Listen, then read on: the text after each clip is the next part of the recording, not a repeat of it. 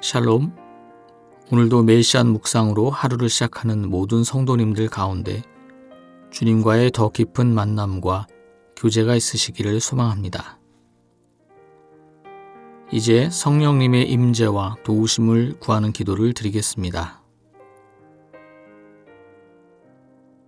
오늘도 주님의 말씀 앞에 나아온 주의 성도들을 기억하옵소서. 닫혀있는 저희의 마음의 문을 열어주시고 말씀의 빛을 비추어 주시사 말씀의 능력과 역사가 온전히 나타나는 시간 되게 하옵소서. 예수 그리스도의 이름으로 기도드립니다. 아멘. 이제 하나님께서 오늘 우리에게 주신 말씀을 읽겠습니다. 먼저 구약 성경 시편 126편 1절의 말씀입니다. 야훼께서 시온 포로들을 풀어주시면 우리는 꿈꾸는 자들 같을 것입니다. 신약 성경 고린도전서 13장 8절과 12절 말씀입니다.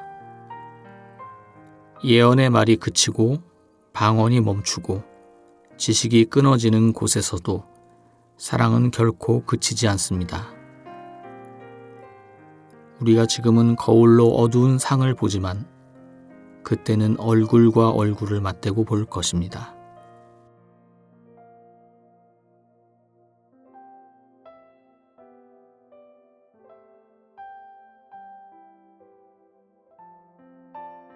이번에는 순서를 바꾸어서 다시 한번 읽겠습니다. 예언의 말이 그치고 방언이 멈추고 지식이 끊어지는 곳에서도 사랑은 결코 그치지 않습니다. 우리가 지금은 거울로 어두운 상을 보지만 그때는 얼굴과 얼굴을 맞대고 볼 것입니다. 야훼께서 시온 포로들을 풀어주시면 우리는 꿈꾸는 자들 같을 것입니다. 오늘 말씀 가운데 마음에 와서 부딪혔던 단어나 구절 이미지가 있다면 잠시 묵상하도록 하겠습니다.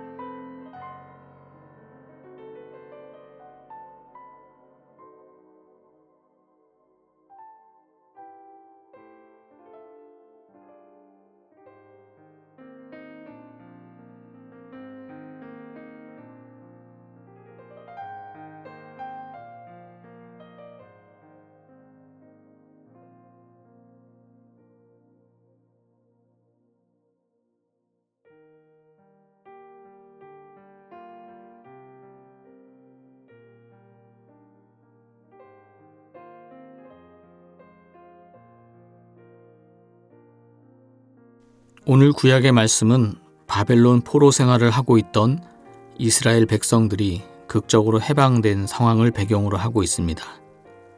내일이 없는 포로 신세에서 벗어나 자유의 몸이 되어 육체의 고향이자 영혼의 고향인 예루살렘으로 돌아가게 되었으니 이스라엘 백성들 입장에서 생각해보면 얼마나 기쁘고 감사한 일인지 모릅니다.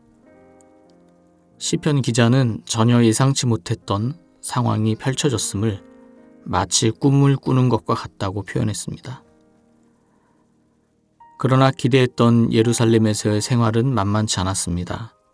무너진 예루살렘을 재건하고 회복하는 일은 쉽지 않았고 안팎의 어려움들로 인하여 큰 고난을 겪어야만 했습니다. 결국 오늘 본문 시편 126편 4절에서는 이스라엘 백성들은 자신들을 구원하신 하나님께 다시 한번 구원의 손길을 요청하는 것을 볼 수 있습니다. 이 본문을 공동체적인 차원이 아닌 개인의 차원에서 바라볼 수도 있습니다. 우리가 죄인 되었을 때에 주님은 우리를 부르시고 믿음을 주셔서 구원의 은혜를 베풀어 주셨습니다. 죄와 죽음에서 해방되어 참 기쁨과 생명을 누릴 수 있게 되었으니 기쁘고 감사한 일입니다. 하지만 우리의 믿음과 신앙이 아직 연약하고 불완전하여서 우리의 일상은 여전히 크고 작은 죄와 불신앙으로 인해 어려움을 겪습니다. 때로는 고통스럽기까지 합니다. 어떻게 보면 당연한 일입니다. 우리가 구원은 받았지만 하나님의 형상으로 온전히 회복되지는 않았기 때문입니다. 우리는 구원받은 자로서 구원의 완성을 향해 가고 있는 불완전한 사람들입니다. 오늘 신약의 본문은 이러한 우리의 모습을 잘 설명해 주고 있습니다. 우리가 지금은 거울로 어두운 상을 보지만 그때는 얼굴과 얼굴을 맞대고 볼 것입니다. 이 말씀은 우리가 이 땅에서 얻을 수 있는 하나님에 대한 경험과 지식이 한계가 있음을 말해주고 있습니다.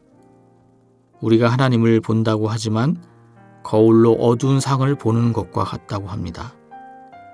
여기서 거울은 오늘날 우리가 사용하는 거울과는 다릅니다. 청동으로 만든 거울이어서 사물을 정확히 볼 수 없고 희미하게 볼 수 있었을 뿐입니다. 하나님을 얼굴과 얼굴을 맞대고 볼 수 있는 것은 종말 이후에 가능하다고 설명합니다. 우리가 하나님을 얼굴과 얼굴을 맞대고 볼 수 없다면 우리는 하나님을 어떻게 만나고 이해하고 또 알아갈 수 있을까요? 예언의 말이 그치고 방언이 멈추고 지식이 끊어지는 곳에서도 사랑은 결코 그치지 않습니다. 바울은 성령의 은사를 가지고 다투는 고린도 성도들에게 성령의 은사는 좋은 것이지만 영원한 것은 아니기에 사랑의 은사를 사모할 것을 가르치고 있습니다. 예언과 방언, 지식은 이 땅에서만 유효할 뿐입니다. 그러나 사랑은 현재에도 미래에도 중요합니다. 왜냐하면 사랑은 하나님의 가장 본질적인 속성이기 때문입니다.